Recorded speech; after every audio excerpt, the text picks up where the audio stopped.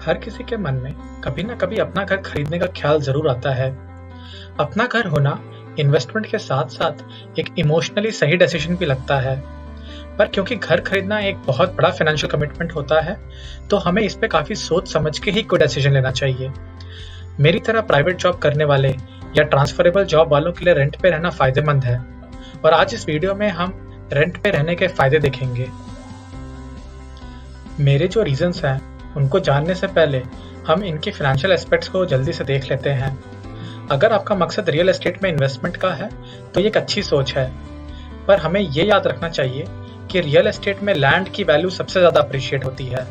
Land पे बना घर या स्ट्रक्चर, उसकी वैल्यू इतनी जल्दी अप्रिशिएट नहीं होती, कभी कभी होगी ही नहीं या डिप्रिशिएट भी हो सकती है।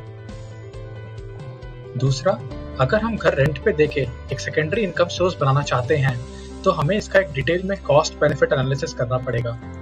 हमें ये देखना पड़ेगा कि जितना हम पैसा लगा रहे हैं क्या हम उससे ज़्यादा कमा पाएंगे। एक बेसिक रूल ऑफ थंब ये है कि अगर एनुअल रेंट प्रॉपर्टी कॉस्ट का 4% से कम है तो उस घर में रेंट में रहना अच्छा है, और अगर ज़्यादा है तो उसे खरीदना अच्छा है। अब हम घर खरीदने के बेनिफिट्स देखते हैं। अपना घर होना हमें एक सेंस ऑफ फुलफिलमेंट देता है और हमें इमोशनली भी अच्छा फील होता है।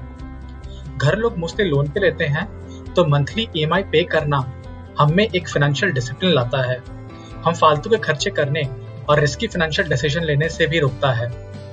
तीसरा ये कि आप अपने घर में अपनी मर्जी से रह सकते हो, कोई आपको घर खाली करने को नहीं बोल सकता और घर शिफ्टिंग का डर नहीं रहता। तो अब हम देखते हैं कि वो कौन से रीजन हैं जिससे कि रेंट पे रहना एक फायदेमंद डिसीजन हो सकता है। पहला और सबसे इम्पोर्टेंट कि आप किसी घर या लोकेशन से अटैच नहीं होते हो। आप किसी भी नई जॉब अपॉर्चुनिटी के लिए ओपन रहते हो। अगर किसी दूर की लोकेशन या दूसरे शहर से आपको एक अच्छा और बेटर जॉब का ऑफर आए तो आपको उस पर डिसीजन लेने के लिए घर की वजह से मुश्किल नहीं होती। दूसरा ये है कि आपके ऊपर कोई बड़ा लोन और मंथली ईएमआई का बर्डन नहीं होता है। इससे आपको कर्ज का टेंशन नहीं होता और आप ज्यादा रिलैक्स्ड लाइफ जी सकते हैं। अगर आप किसी गलत जॉब में फंस जाएं जिससे आपका फिजिकल और मेंटल हेल्थ पे असर पड़ रहा हो तो ईएमआई की वजह से उसे ना छोड़ने की मजबूरी आपके सामने नहीं आएगी।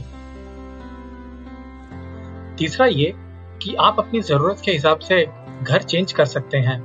समय के साथ साथ आपकी इनकम बढ़ेगी और हो सकता है कि आपकी फैमिली भी ग्रो करे, जिससे कि आपको एक बड़े और बेहतर घर की जरूरत पड़ेगी। उसी तरह किसी वजह से अगर आपकी इनकम कम हो जाए या कोई फाइनेंशियल बर्डन आ जाए तो आप किसी सस्ते घर में शिफ्ट कर सकते हैं। रेंट पे आप एक higher standard of living afford कर सकते हैं। अगर आप 50 लाख का घर खरीदेंगे तो उसकी ईएमआई लगभग 30 से 40 हजार के बीच में आएगी, पर रेंट पे आप इतने ही पैसे में एक करोड़ के घर में भी रह सकते हैं। लास्ट ये कि अगर फ्यूचर में आप जिस जगह पे रह रहे हैं वहां कोई गड़बड़ हो जाए तो आप आसानी से शिफ्ट हो सकते हैं। जैसा कि अगर आपकी लोकेलिटी या सोसाइटी में ऐसे लोग आ जाएं जिनके साथ आप रहना पसंद नहीं करते, या फिर आपके आसपास लिविंग कंडीशंस खराब हो जाएं, जैसा कि पानी या फ्रेश एयर की कमी, या फिर नए कंस्ट्रक्शन जो आपको पसंद ना हो। अब कुछ टिप्स अगर आप रेंट पे रहना चाहते हो। पहला कि वो घर ढूंढे जिससे आपके मकान मालिक ने रेंट पे देने के लिए ही रखा हो। ऐसा ना हो कि कुछ टाइम बाद वो खुद वहां रहने आ जाए और आपको घर खाली करना पड़े। अगर आपका मकान मालिक आपके घर से कहीं दूर या किसी दूसरे शहर में रहता है तो ये भी एक अच्छी बात हो सकती है, जिससे कि आप में मन मुटाव नहीं होता। लास्ट ये कि अपना रेंट और अगर कोई मेंटेनेंस है तो उसे टाइम पे दें। इससे आपका मकान मालिक खुश रहेगा और आपको फ्यूचर रेंट में कंसेशन भी दे सकता है।